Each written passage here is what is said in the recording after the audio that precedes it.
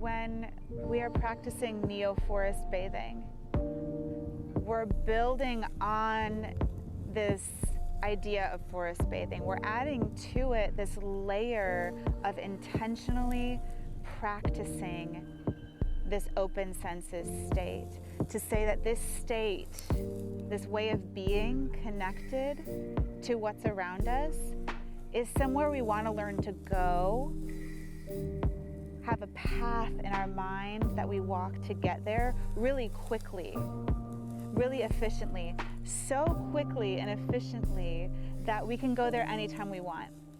You can be sitting at your desk in your office and you want to step back and feel that feeling that you feel when you're forest bathing. When you've practiced walking there, when you've practiced going down that path, it becomes accessible to you wherever you are. This way of feeling connected, this way of feeling relaxed, this way of feeling enlivened by your sense of oneness with the natural world.